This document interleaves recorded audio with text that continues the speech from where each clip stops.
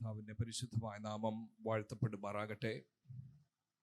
വാസ്തവം പറഞ്ഞാൽ ഞാൻ ഈ ദേശത്തേക്ക് ഇപ്പോൾ വന്നപ്പോൾ, ഞാൻ ആദ്യമായിട്ടാണ് ഈ സ്ഥലത്ത് വരുന്നത്. കയറ്റം കയറി വരുമ്പോൾ ഇത് എങ്ങോട്ടായി പോകുന്നത് എന്നൊരു ചിന്ത, വഴി തെറ്റിയോ എന്ന് പല പ്രാവശ്യം എൻ്റെ ഉള്ളിൽ ചിന്ത വന്നു. കാരണം സമയം കറക്റ്റായി എത്തണമല്ലോ. പക്ഷേ ആ മല ഇങ്ങോട്ട് ഇറങ്ങുന്ന സമയത്ത് വാസ്തവത്തിൽ എൻ്റെ കൂടെ ഇരുന്നവരോട് ഞാൻ പറഞ്ഞു, ഇത് എങ്ങോട്ടാണ് ഞാൻ ചെല്ലുന്നതെന്ന് എനിക്കിപ്പോൾ ബോധ്യമില്ല. അങ്ങേപ്പുറം പോലല്ല ഇപ്പം ഇങ്ങേപ്പുറം കാണുന്നത്. വണ്ടികൾ കിടക്കുന്നു, ആളുകൾ ഇരിക്കുന്നു. ഇത് ഒരു വലിയ ഒരു സമ്മേളനമായി ഇത് മാറിയ ആ അത്ഭുത കാഴ്ചയിൽ ഞാൻ ദൈവത്തിന് മഹത്വം കൊടുക്കുന്നു. ഇത് ദൈവത്താൽ സംഭവിച്ചു, അതോർത്ത് ദൈവത്തിന് സ്തോത്രം. പൊതുവെ ഒരു ചിന്തയുണ്ട്, ദൈവവചനം കേൾക്കുവാനോ കൺവെൻഷൻ്റെയോ ഒക്കെ കാലമൊക്കെ പോയി, ആർക്കും താല്പര്യമില്ല എന്നൊക്കെ ചിന്തിക്കുന്നവരുണ്ട്. എന്നാൽ അതിനെയെല്ലാം മാറ്റി ഇത്രയും ആൾക്കാർക്ക് കർത്താവിനെ സ്തുതിപ്പാൻ, ജീവനുള്ള ദൈവത്തിൻ്റെ സന്നിധിയിൽ വചനം കേൾക്കുവാനും ആരാധിപ്പാനും ഇന്നിവിടെ വരുവാൻ ദൈവം ഇടയാക്കിയ ആ വലിയ പ്രവൃത്തിക്കായി ഞാൻ ദൈവത്തിൻ്റെ മഹത്വം കരേറ്റുന്നു. ഈ യോഗങ്ങൾക്കായി അനുഗ്രഹീതമായ ഒരു തീമാണ് നമുക്ക് ലഭിച്ചിട്ടുള്ളത്. എല്ലാവരുടെയും കയ്യിൽ ആ ബുക്കിൻ്റെ ഏറ്റവും പുറകിലായി ഏറ്റവും ഫ്രണ്ടിൽ എഴുതിയിരിക്കുന്ന 1 തിമോത്തി ചാപ്റ്റർ 4 ഗുംനാട്സോ എന്നൊരു ഗ്രീക്ക് പദം.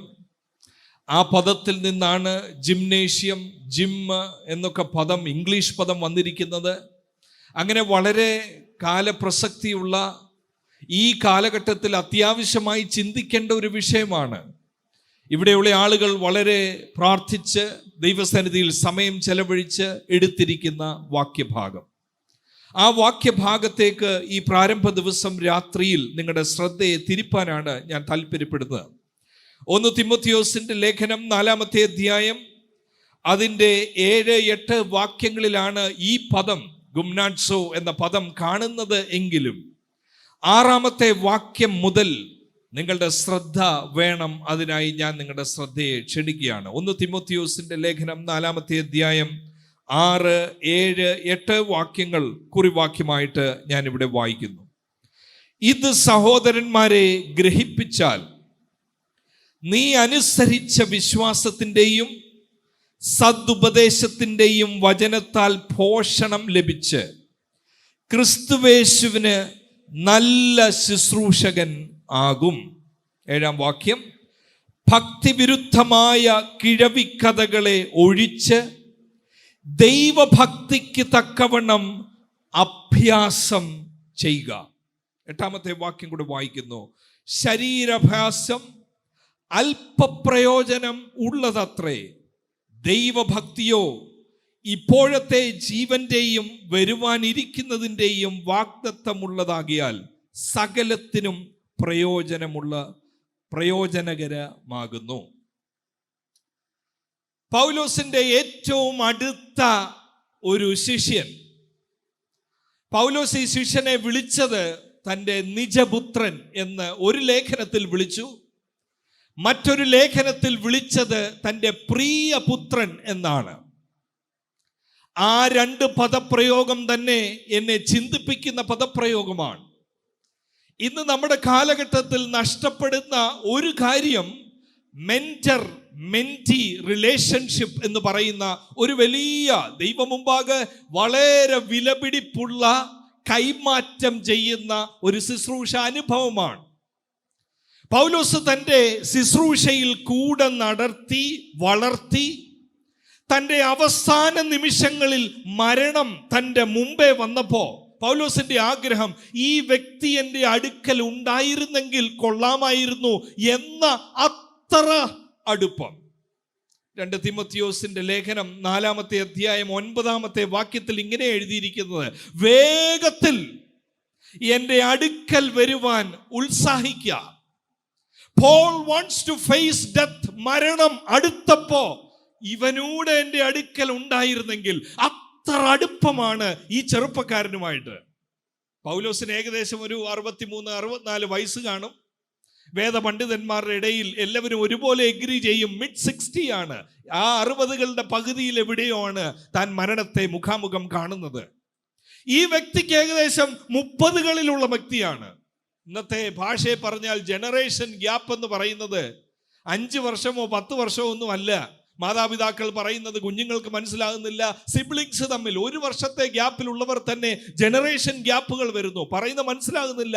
വൊക്കാബുലറി വേറെ, ആ ഭാഷാ രീതി വേറെ, എല്ലാം വേറെയായിരിക്കുന്ന ഒരു കാലഘട്ടത്തിൽ നോക്കൂ, ഏകദേശം 20-30 വയസ്സ് വ്യത്യാസമുള്ള ഒരു മനുഷ്യനെ, ഒരു വ്യക്തിയെ തൻ്റെ ശുശ്രൂഷയിൽ കൂടെ കൊണ്ടുവന്ന് അവൻ അവസരങ്ങൾ കൊടുത്ത് തനിക്ക് പോകാൻ ഒക്കാത്തടത്ത് തന്നെ പകരം വിട്ട് മരണസമയത്ത് ആരും കൂടില്ലെങ്കിലും ഇവൻ എൻ്റെ അടുക്കൽ ഉണ്ടായിരുന്നെങ്കിൽ എന്നാഗ്രഹിച്ച് ദൈവരാജ്യത്തിലും പൗലോസ് അപ്പോസ്തലന്റെ ജീവിതത്തിലും വലിയ പ്രാധാന്യമുള്ള ഒരു വ്യക്തിയാണ് ഈ ലേഖനം എഴുതപ്പെട്ട തിമോത്തിയോസ് എന്ന പേരുള്ള വ്യക്തി. ഈ വ്യക്തിയുടെ ചില കാര്യങ്ങൾ പറഞ്ഞിട്ട് ഈ വാക്യങ്ങളിൽ ശ്രദ്ധിപ്പാൻ നമ്മൾ തുടങ്ങുകയാണ്. വാസ്തവം പറഞ്ഞാൽ ഇന്നത്തെ കാലഘട്ടത്തിൻ്റെ ഒരു പ്രവണത അനുസരിച്ച്, ഞാൻ ബൈബിൾ കോളേജിൽ പോയപ്പോഴും അത് അന്ന് ഞാൻ ശ്രദ്ധിച്ചു, ആളുകൾക്ക് ആരെയാണ് ഏൽപ്പിക്കാൻ താല്പര്യമെന്ന് ചോദിച്ചാൽ, ഒരു കാര്യം ഒഴിയുമ്പോൾ അടുത്ത ആളിനെ നമുക്ക് ഏൽപ്പിക്കണം. പൗലോസ് ഒഴിയുന്നു, തിമോത്തിയോസിനെ ഏൽപ്പിക്കുന്നു. ആരെയാ നമ്മൾക്കൊക്കെ ഏൽപ്പിക്കാൻ താല്പര്യം? ആരാണെന്ന് ചോദിച്ചാൽ, സാമ്പത്തിക കാര്യം പലയിടത്തും വലിയ പ്രാധാന്യമുള്ള കാര്യമാവും. എന്തെങ്കിലും കുറവ് വന്നാൽ ഇടാനുള്ള ഒരു വ്യക്തിയെ നമുക്ക് കമ്മിറ്റി കൊണ്ടുവരണമെന്ന് പറയും. 4 പേരുടെ മുമ്പിൽ 2 വാക്ക് ധൈര്യത്തോടെ പ്രാസമൊക്കെ ഒപ്പിച്ച് പറയാനൊത്താൽ ഇവൻ ഒരു നേതാവാ എന്ന് നമ്മുടെ മനസ്സിൽ നമ്മൾ ഉറപ്പിക്കും.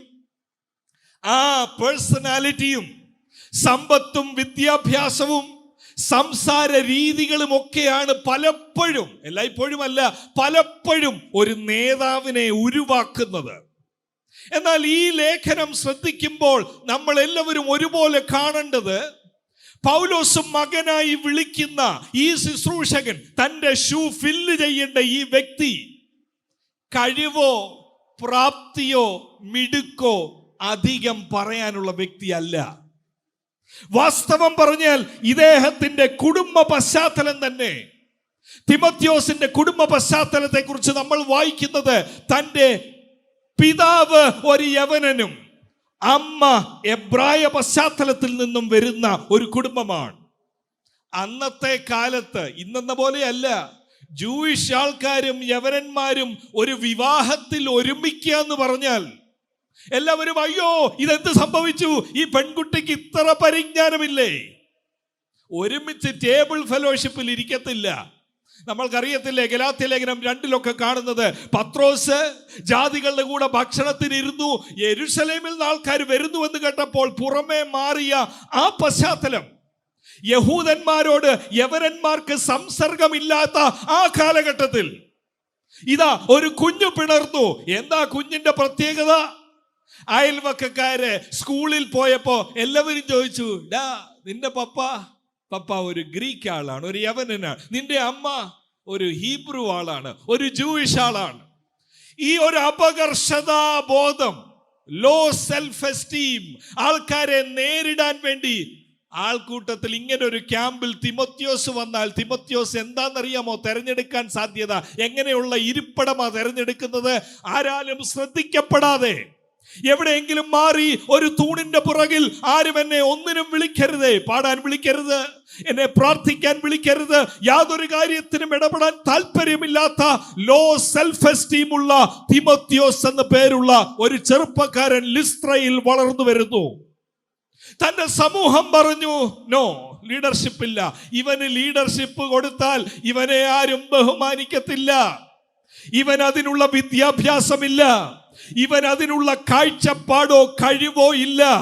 ഇന്നത്തെ ദിവസം രാത്രിയിൽ ഞാനൊരു സത്യം വിളിച്ചു പറയട്ടെ, ദൈവം ഇന്ന് രാത്രിയിൽ ഈ ദേശത്ത് അന്വേഷിക്കുന്നത് കഴിവും മിടുക്കും തടിയുമുള്ള ആളുകളെ അല്ല. ഇതിനകത്ത് ഭോഷന്മാരിപ്പുണ്ടോ? ഇതിനകത്ത് കഴിവില്ല എന്ന് പറയുന്നവരുണ്ടോ? ഇതിനകത്ത് ഞാൻ പോരാ എന്ന് പറയുന്നവരുണ്ടോ? അവരെ അന്വേഷിച്ച് യേശു ഈ നാട്ടിൽ വന്നിട്ടുണ്ട്. ഈ ദിവസങ്ങളിലെ മീറ്റിംഗിൽ നടക്കാൻ പോകുന്ന ഒരു കാര്യം കേട്ടിട്ട് പോകുക മാത്രമല്ല, ഇതിനകത്ത് ചിലർ ഉരുവാക്കപ്പെടുന്ന, ചില ലീഡേഴ്സ് ഉരുവാക്കപ്പെടുന്ന, ദൈവത്താൽ തെരഞ്ഞെടുക്കുന്ന ചില യൗവനക്കാർ മുമ്പിലേക്ക് വരുന്ന ദിവസങ്ങളായി ദൈവം നമുക്ക് അനുഗ്രഹിച്ച് നൽകുവാൻ പോകുകയാണ്. നമ്മൾ പ്രതീക്ഷിക്കുന്നവരായിരിക്കത്തില്ല അവർ. ദൈവത്താൽ വിളിയുള്ള ചിലരെ കണ്ടുപിടിക്കുന്ന, തെരഞ്ഞു പിടിക്കുന്ന, ഡിസ്കവർ ചെയ്യുന്ന ഒരു കൺവെൻഷനും ക്യാമ്പുമായി ഇത് മാറട്ടെ എന്ന് ഞാൻ ആത്മാർത്ഥമായി പ്രാർത്ഥിക്കുന്നു. തീമോഥെയോസിനെ ഒന്ന് ശ്രദ്ധിച്ചു നോക്കണമേ. ഈ വ്യക്തിയെക്കുറിച്ച് പറയുന്നത് ഈ യൗവനക്കാരൻ എന്നുള്ള ഒരു കാര്യം തന്നെ ഒരുപാട് വേട്ടയാടി. ഫാമിലി ബാക്ക്ഗ്രൗണ്ട് മാത്രമല്ല, പൗലോസ് എന്ന സീനിയർ ആളിന്റെ കൂടെ നടക്കുമ്പോൾ ഈ യൗവനക്കാരനായ വ്യക്തി, അതുകൊണ്ടാണ് 4:12 പറയുന്നത്, Don't let anyone look down on you because you are young. നോക്കിയ 1 തിമോഥെയോസ് 4:12 വാക്യത്തിൽ, ആരും നിന്റെ യൗവനം തുച്ഛീകരിക്കരുത്. സെറ്റ് ആൻ എക്സാമ്പിൾ എന്ന് പറയുമ്പോൾ തന്റെ മനസ്സിൽ എപ്പോഴും ഒരു ഭയമാണ്. ഞാൻ പറഞ്ഞാൽ ആര് കേൾക്കും? എൻ്റെ പ്രായം, എൻ്റെ കുടുംബം, എൻ്റെ പേഴ്സണാലിറ്റി, ഇതൊന്നും എനിക്ക് അനുകൂലമല്ല. ഈ വ്യക്തിയെയാണ് പൗലോസ് പറയുന്നത്. ഞാൻ സ്ഥാപിച്ച സഭകളിലെല്ലാം ഞാൻ കഴിഞ്ഞ് എഫെസസിൽ നീ ശുശ്രൂഷിക്കണം. കൊരിന്തിൽ എനിക്ക് പോകാനൊക്കാത്തപ്പോ നീ പോകണം. അയ്യോ, എത്ര അനുഗ്രഹീതമായ ഒരു നേതൃത്വം! ഒരു മനുഷ്യന്റെ മുഖം നോക്കാതെ, അവന്റെ പാരമ്പര്യമോ കഴിവോ നോക്കാതെ, അവനിലെ ദൈവകൃപ തിരിച്ചറിഞ്ഞ് അവനെ എടുക്കുന്ന നേതൃത്വം. ഞാൻ പലപ്പോഴും ഈ 1 കൊരിന്ത്യർ 16, 10, 11 വായിക്കുമ്പോൾ ഞാൻ ചിന്തിക്കും, ഞാൻ വളർന്നു വന്ന സമയത്തെ എൻ്റെ അനുഭവം ഞാൻ ഓർക്കും. ഇങ്ങനെയാണ് 1 കൊരിന്ത്യർ 16, 10, 11 വാക്യങ്ങളിൽ പറയുന്നത്, തീമോഥെയോസ് വന്നാൽ അവൻ നിങ്ങളുടെ ഇടയിൽ നിർഭയനായിരിക്കാൻ നോക്കുവീൻ. എന്നെ പോലെ തന്നെ അവൻ കർത്താവിൻ്റെ വേല ചെയ്യുന്നവനല്ലോ. എന്താ ഇത് പറയാൻ കാര്യമെന്നറിയാമോ? തീമോഥെയോസിന് പേടിയാ. പൗലോസ് പറയാ, കൊരിന്തിലൊന്ന് പോകണം. ഞാൻ പോണോ? ഞാൻ തന്നെ പോണോ? ഇപ്പൊ പോണോ? തീത്തോസിനോട് വല്ലതും പറ, അപ്പൊല്ലോസിനോട് വല്ലതും പറ. പൗലോസ് പറയാ, നോ നോ നോ നോ, അവർക്കൊക്കെ ഒരുപാട് കഴിവും സാധ്യത, പക്ഷെ നീ പോണം. കൊരിന്താൾക്കാരോട് പറയുക, അവൻ കൊച്ചു പയ്യനായതുകൊണ്ട് അവനെ നിങ്ങൾ തുച്ഛീകരിച്ച് കളയരുതേ, അവൻ അവസരം കൊടുക്കണം. ഞാൻ വന്നാൽ നിങ്ങൾ എന്തൊക്കെ ചെയ്തേനേയും അതൊക്കെ അവന് വേണ്ടി നിങ്ങൾ ചെയ്യണമെന്ന് പറയുന്ന വിഷനറി ലീഡറായ അപ്പോസ്തലൻ പോൾ. നോക്കണം, ഈ ചിലപ്പോഴൊക്കെ ഈ ശുശ്രൂഷയിലും ഒക്കെ ആൾക്കാർ പറയത്തില്ലേ, ബൈബിൾ കോളേജിലെ ഫോം ഫില്ല് ചെയ്യുമ്പോഴും അതിനകത്തൊരു മെഡിക്കൽ റിപ്പോർട്ട് ഞങ്ങളെല്ലാവരും ചോദിക്കാറുണ്ട്. എല്ലാ ബൈബിൾ കോളേജിലും അതുണ്ട്. തീമോഥെയോസിന്റെ മെഡിക്കൽ റിപ്പോർട്ട് കണ്ടാൽ എനിക്ക് സംശയമാ, ബൈബിൾ കോളേജിൽ തന്നെ എടുക്കുമോ എന്ന്. 1 തീമോഥെയോസ് 5:23 കൂടെ കൂടെയുള്ള ക്ഷീണത. എന്താ ഈ വ്യക്തിക്ക് പോസിറ്റീവായിട്ടുള്ളത്? കുടുംബം, വിദ്യാഭ്യാസം, മിനിസ്ട്രി ബാക്ക്ഗ്രൗണ്ട്. എന്താ സാറേ നിനക്കൊരു പ്രത്യേകതയുള്ളത്? ശരീരത്തിൽ കൂടെ കൂടെ ക്ഷീണമുള്ള ഒരു മിക്സ്ഡ് ബാക്ക്ഗ്രൗണ്ടിൽ നിന്ന് വന്ന, ശരീരത്തിൽ രോഗം മാത്രമല്ല ശുശ്രൂഷയിൽ തന്നെ ഒരു പ്രാപ്തി, ഇന്നത്തെ വാക്യം പറഞ്ഞ ഒരു പ്രാപ്തിയില്ലാത്ത നിന്നെ ആത്മനിയോഗത്തോടെ ഇന്ന് രാത്രി ഞാൻ വിളിച്ചു പറയട്ടെ, ചില തീമോഥെയോസുമാര് ഇതിനകത്ത് ഇന്ന് രാത്രി ഇരിപ്പുണ്ട്. ക്യാമ്പിന് വരണോ വേണ്ടയോ എന്ന് 2 പ്രാവശ്യം ആലോചിച്ചു. ഞാൻ പോയാൽ ഞാൻ പോകണോ? അവിടെ കഴിവുള്ള ഒത്തിരി പേരില്ലേ? എന്നാൽ ഇന്ന് രാത്രി കേൾക്കണം, തെറ്റുപറ്റാത്ത ദൈവ ശബ്ദം കേൾക്കണം. ദൈവത്തിന്റെ ദൃഷ്ടി സഹോദര, ദൈവത്തിന്റെ ദൃഷ്ടി സഹോദരി നിന്റെ മേൽ പതിഞ്ഞിരിക്കുന്നു. നീ ഇവിടെ വന്നതല്ല, ദൈവം ഇന്ന് രാത്രി നിന്നെ ഇവിടെ കൊണ്ടുവന്നിരുത്തിയിരിക്കുകയാണ് ഈ സന്ദേശം കേൾക്കുവാൻ. നിന്നിലൂടെ ദൈവത്തിനൊരു പദ്ധതിയുണ്ട്. നിനക്കുള്ള രാത്രിയാണ് ഈ രാത്രി.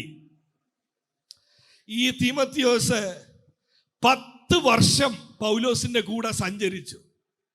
ഞാൻ ഇടയ്ക്കിടയ്ക്ക് ചിന്തിക്കും, പൗലോസ് അപ്പോസ്തലന്റെ കൂടെ ഒരു 2 മീറ്റിങ്ങിന് ഞാൻ ബാഗ് പിടിച്ചോണ്ട് പോയായിരുന്നെങ്കിൽ എന്നെ പിന്നെ പിടിച്ചാൽ കിട്ടുമോ? നിങ്ങളാരേലും പിടിച്ചാൽ കിട്ടുമോ? നമ്മൾ പൗലോസിനെ ഒന്ന് കണ്ടായിരുന്നെങ്കിൽ, ഇന്നത്തെ ഭാഷ പറഞ്ഞാൽ അടുത്ത നിമിഷം വാട്സാപ്പ് സ്റ്റേറ്റസ് വരും, ഐ ആം വിത്ത് അപ്പോസ്തലൻ പോൾ. കൂടിയിരുന്നൊന്ന് ഭക്ഷണം കഴിക്കാൻ ഒത്തായിരുന്നെങ്കിൽ നമ്മൾ മറ്റുള്ളവരെ, ലോകത്തെ ധരിപ്പിക്കുന്നത് എൻ്റെ കൂടെയാണിപ്പോ ഇയാള്. കിട്ടിയത് 1 മിനിറ്റ് ആയിരിക്കും, പക്ഷെ നമ്മൾ ലോകത്തിന് കൊടുക്കുന്ന ഇംപ്രഷൻ എങ്ങനെയാ? പൗലോസിന്റെ കൂടെ തിമോത്തിയോസ് 10 വർഷം സഞ്ചരിച്ചു. ആ ചെറുപ്പക്കാരനോട് ഈ ലേഖനത്തിലൂടെ ഒരു കാര്യം പൗലോസ് ആവശ്യപ്പെടുകയാണ്.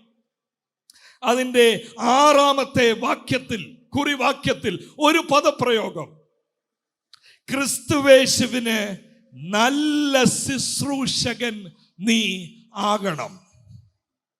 എന്നെ പിടിച്ചു കുലുക്കിയ ഒരു പദം, നല്ല ശുശ്രൂഷകൻ. ശുശ്രൂഷകരിൽ, വിശ്വാസികളിൽ, PYP അംഗങ്ങളിൽ ആരൊക്കെ ഉണ്ട്? നല്ലവരുമുണ്ട്, അഴുക്കാൾക്കാരുമുണ്ട്. എല്ലാവരും നല്ലവരല്ല. നല്ലവർ നാച്ചുറലി അങ്ങ് ആകുന്നതല്ല. നല്ലവനാ, നല്ല വീട്ടിൽ പറഞ്ഞവനാ, നല്ല അങ്ങനെ ആകത്തില്ല നല്ലത്. എടാ, പൗലോസിന്റെ കൂടെ 10 വർഷം നടന്നിട്ട് നീ നല്ലൊരു ശുശ്രൂഷകനാകണമേ എന്ന് അപേക്ഷിക്കേണ്ട വന്നെങ്കിൽ, നല്ലതാകാൻ വേണ്ടി ദൈവകൃപയിൽ പരിശ്രമിക്കേണ്ട ആവശ്യമുണ്ട്. അങ്ങനെയാണ്, അതിൻ്റെ പശ്ചാത്തലത്തിലാണ് ഇങ്ങനെയുള്ള ക്യാമ്പുകളും കൺവെൻഷനുകളുടെയും പ്രാധാന്യമുള്ളത്. നല്ലതേതാ അഴുക്കേതാ എന്നറിയാത്തൊരു സമൂഹം, നല്ലത് കേട്ടാൽ അഴുക്കാണെന്ന് തോന്നുന്ന സമൂഹം, ഈ കാലഘട്ടത്തെ വിളിക്കുന്നത് സത്യാനന്തര കാലമെന്ന, പോസ്റ്റ് ട്രൂത്ത് ഇറ. എന്താ സത്യാനന്തര കാലം എന്നറിയാമോ? അസത്യങ്ങൾക്ക് സത്യത്തെക്കാട്ടിൽ വിശ്വസിക്കാൻ ആൾക്കാർ ചിന്തിക്കുന്ന ഒരു കാലം. സത്യം പറഞ്ഞോ, കേൾക്കുന്നവർ പറയും ഇത് അസത്യമാണെന്ന് തോന്നുന്നു. അസത്യം 3 പ്രാവശ്യം ആവർത്തിച്ച് പറഞ്ഞോ, ആൾക്കാർ പറയും ഇത് സത്യമാ. അസത്യങ്ങളെ കൊണ്ട് നിറഞ്ഞ ആരാ ശുശ്രൂഷകൻ, ആരാ വിശ്വാസി? പലപ്പോഴും നമ്മൾ കേൾക്കുന്നത് കള്ളങ്ങളാ ദൈവമക്കളെ. എന്നാൽ പൗലോസ് തിമോത്തിയോസിനോട് പറയുന്നു, എന്റെ കൂടെ നടന്നിട്ട് കാര്യമില്ല, 10 വർഷം എന്റെ ബാഗ് എടുത്തിട്ട് കാര്യമില്ല, നിന്റെ മേൽ കൃപാവരമുണ്ട് എന്ന് പറഞ്ഞിട്ട് കാര്യമില്ല. ആ ദൈവം മുമ്പാകെ ഒരു നല്ല ശുശ്രൂഷകൻ നീ ആകണമെങ്കിൽ നീ കുറെ കാര്യങ്ങൾ അഭ്യസിക്കണം. Gymnazo, you have to really work hard to become a good minister. നല്ല ശുശ്രൂഷകൻ, നല്ല വിശ്വാസി, നല്ല PYP അംഗം എന്ത് ചെയ്യണം? അതിനു വേണ്ടി കേൾക്കണം. 6-ാമത്തെ വാക്യം ശ്രദ്ധിച്ചു നോക്കണം. 4-ാമത്തെ വാക്യം, ഇത് സഹോദരന്മാരെ. നമുക്ക് ഒരുമിച്ച് ആ വാക്യം ഒന്ന് ചേർന്ന് വായിക്കാമോ? 1 തിമോത്തിയോസ് 4-ാമത്തെ വാക്യമാണ് വായിക്കുന്നത്. ഇത് സഹോദരന്മാരെ, ഗ്രഹിപ്പിച്ചാൽ നീ അനുസരിച്ച വിശ്വാസത്തിന്റെയും സതുപദേശത്തിന്റെയും വചനത്താൽ പോഷണം ലഭിച്ച് ക്രിസ്തുവേശുവിന് നല്ല ശുശ്രൂഷകൻ ആകും. 4-ാമത്തെ അധ്യായത്തിന്റെ പശ്ചാത്തലം എന്ന് പറയുമ്പോ 4:1 ഒരു കൂട്ടം ശുശ്രൂഷകരെ പൗലോസ് വിളിക്കുന്ന പേര് നിങ്ങളൊന്ന് നോക്കിക്കേ. 4-1 വാക്യത്തിൽ, ഭാവി കാലത്ത് ചിലർ വ്യാജാത്മാക്കളെയും ഭൂതങ്ങളുടെ ഉപദേശങ്ങളെയും ആശ്രയിച്ച് ഭോഷ്കു പറയുന്നവരുടെ കപടത്താൽ വിശ്വാസം ത്യജിക്കും. ചില ശുശ്രൂഷകരെ വിളിക്കുന്നത് അവരെന്തുവാ പറയുന്നത്? ഭോഷ്ക്, ഭൂതങ്ങളുടെ ഉപദേശങ്ങളെ ആശ്രയിച്ച് ഭോഷ്കു പറയുന്ന കപടം. ശ്രദ്ധിക്കണമേ ദേശനിവാസികളെ, വിശ്വാസി സമൂഹമേ, ശുശ്രൂഷകളിൽ 2 ഗ്രൂപ്പുണ്ട്. ഒന്ന് ഭോഷ്ക്, കപടം ഒരു വശത്ത്, മറുവശത്ത് പൗലോസ് നിന്നോണ്ട് പറയുകയാണ്, തിമോത്തിയോസേ, നീ ഇവരിൽ ഒരാളെ പോലെ നീ ആകരുതേ. ഭോഷ്കിൽ മുങ്ങി ജീവിക്കുന്ന,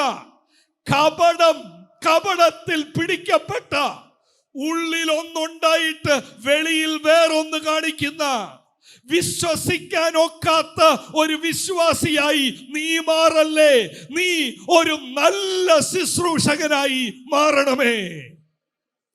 ദേശത്തിലുള്ളവരെ, വിവിധ സഭകളിൽ നിന്ന് കടന്നു വന്നവരെ, ഞാൻ ഇന്ന് രാത്രി നിങ്ങളെ വിളിച്ചു പറയട്ടെ, കർത്താവ് നമ്മളെ സ്നേഹിച്ച് ഇന്ന് രാത്രി നമ്മളെ വിളിക്കുന്നു. കപടതയോട് നോ പറയുവാൻ, ഭോഷ്കിനോട് നോ പറയുവാൻ, സത്യമായ കാര്യങ്ങളിൽ വിശ്വസിച്ച് നല്ല ശുശ്രൂഷകനാകാൻ, നല്ല വിശ്വാസിയാകാൻ, നല്ലൊരു ചെറുപ്പക്കാരനാകാൻ ദൈവത്തിന്റെ മുമ്പിൽ യേശു നമ്മളെ വിളിക്കുന്നു. കപടതയും ഭോഷ്കും നല്ലതും ഒരുമിച്ച് പോകുന്നതല്ല. ഇന്നത്തെ കാലത്തിന്റെ വേറൊരു പ്രത്യേകത, ഇങ്ങനെ നമ്മൾ പറയത്തില്ല. പൗലോസ് ഈ പറയുന്ന പോലെ ചില ശുശ്രൂഷകന്മാരെ വിളിക്കുക, ഇത് ഭോഷ്കാണ്, ഇത് ഭൂതങ്ങളാണ് ഇതിന്റെ പുറകിൽ, പറയത്തില്ല. നമ്മൾ പലപ്പോഴും ചിന്തിക്കും, ആൾക്കാർക്ക് എന്തോ തോന്നും, നമ്മൾ നല്ലത് മാത്രം പറഞ്ഞങ്ങ് പോയാൽ പോരെ, എന്തിനാ ഭൂതങ്ങളാണ് ഇതിന്റെ പിമ്പിലെന്നും ഭോഷ്കെന്നും കപടതയും. പ്രിയ ദൈവമക്കളെ, നിത്യതയുടെ കാഴ്ചപ്പാടിൽ ഇന്ന് രാത്രി ഞാൻ വിളിച്ചു പറയട്ടെ, ഒരു മനുഷ്യന്റെ സർട്ടിഫിക്കറ്റിനെക്കാട്ടിൽ നമ്മൾക്ക് ആവശ്യം സകലവും അറിയാവുന്ന അഗ്നിജ്വാലയ്ക്കൊത്ത കണ്ണുള്ളവന്റെ സർട്ടിഫിക്കറ്റ് ആണെങ്കിൽ ഭോഷ്കിനെ ഭോഷ്ക് എന്ന് വിളിക്കുവാൻ, കപടതയെ കപടത എന്ന് വിളിക്കുവാനുള്ള ആത്മനിയോഗവും അഭിഷേകവും നമ്മൾ പ്രാപിക്കേണ്ടതുണ്ട്. കൈയടിക്കാൻ മാത്രമല്ല അഭിഷേകം, അന്യഭാഷ പറയാൻ മാത്രമല്ല അഭിഷേകം, അനീതിയോട് ഇത് അനീതി എന്ന് പറയുവാൻ, ഭോഷ്കിനോട് ഇത് ഭോഷ്ക് എന്ന് പറയുവാൻ, കപടതയോട് ഇത് കപടത എന്ന് പറയുവാൻ, അങ്ങനെ വിളിച്ചാൽ മാത്രമേ ദൈവത്താൽ തെരഞ്ഞെടുക്കപ്പെട്ട ഒരു സമൂഹം നമ്മുടെ PYPAയിൽ ഉണ്ടാകത്തുള്ളൂ എന്ന് ഇന്ന് രാത്രി ഞാൻ വിളിച്ചു പറയട്ടെ. അല്ലെങ്കിൽ എങ്ങനെയുള്ളവരുണ്ടാകുമെന്ന് ചോദിച്ചാൽ എല്ലാം കൂടെ കൂടിക്കുഴഞ്ഞ, കുറച്ച് കപടതയുണ്ട്, കുറച്ച് വക്രതയുണ്ട്, കുറച്ച് ഭോഷ്കുണ്ട്, ഇടയ്ക്ക് ഏതോ നല്ലതുമുണ്ട്. അങ്ങനെ ഒരു സമൂഹമല്ല. വിശുദ്ധന്മാരെ തിരഞ്ഞെടുത്ത് വിശുദ്ധ വിളിയോടെ വിളിച്ച് വിശുദ്ധരെ ചേർപ്പാനാണ് യേശു മടങ്ങി വരുന്നതെങ്കിൽ, ഇന്നത്തെ ദിവസം രാത്രിയിൽ ഈ പന്തൽ വിട്ടു പോകുമ്പോൾ നമ്മുടെ മനസ്സ് വിങ്ങേണ്ടത്, എന്നെ ഒരു നല്ല വിശ്വാസിയാക്കണമേ, എന്നെ ഒരു നല്ല ശുശ്രൂഷകനാക്കണമേ, എന്നെ ഒരു നല്ല ശിഷ്യനാക്കി മാറ്റണമേ. അതിനെന്ത് ചെയ്യണം? കൂടെ സഞ്ചരിച്ചിട്ട് കാര്യമില്ല. 10 വർഷം കൂടെ സഞ്ചരിച്ച ആളോടാ പറഞ്ഞത്, ഞാൻ നല്ല പോർപ്പൊരുതി ഓട്ടം തികച്ചു, നിന്റെ കാര്യം നീ നോക്കിക്കോണം. എന്റെ അഡ്രസ്സിൽ എനിക്ക് നല്ലതാകാൻ ഒക്കത്തില്ല. ഞാൻ പോകുന്ന സഭയിൽ ഞാൻ ഇന്നടത്തെ ആളാണ്, നല്ലതാകത്തില്ല. ഞാൻ ഇന്നാരുടെ മകനാണ്, നല്ലതാകത്തില്ല. ഞാൻ ഇന്നാടെ അസിസ്റ്റന്റാ, ഒന്നും നല്ലതാകത്തില്ല. അങ്ങനെയാണ് തീമോത്തിയോസിനാണ് ഏറ്റവും നല്ലതാകേണ്ടത്. ഇതിന് ബൈബിൾ വച്ചിരിക്കുന്ന ഒരു വഴിയുണ്ട്. ഒരു വിശ്വാസി നല്ല ശിഷ്യനാകണമെങ്കിൽ, ആത്മനിറവുള്ള വിശുദ്ധിയുള്ള വേർപാടുള്ള ഒരു ശിഷ്യനായി നല്ലതായി ജീവിക്കണമെങ്കിൽ, 6ാമത്തെ വാക്യം ഒന്നുകൂടെ ശ്രദ്ധിച്ചേ. ഇത് സഹോദരന്മാരെ ഗ്രഹിപ്പിച്ചാൽ. എപ്പോഴാ ഒരു ശുശ്രൂഷകൻ നല്ലതാകുന്നത്? എന്താ ഒരു ശുശ്രൂഷകന്റെ ലക്ഷണം? ലക്ഷണമൊത്ത ഒരു ശുശ്രൂഷകൻ എന്ന് പറയുമ്പോ, ലക്ഷണമൊത്ത ഒരു വിശ്വാസി എന്ന് പറയുമ്പോ, ആ നല്ലതാക്കി മാറ്റുന്ന ഏറ്റവും പ്രധാന കാര്യം എന്താണെന്നറിയാം?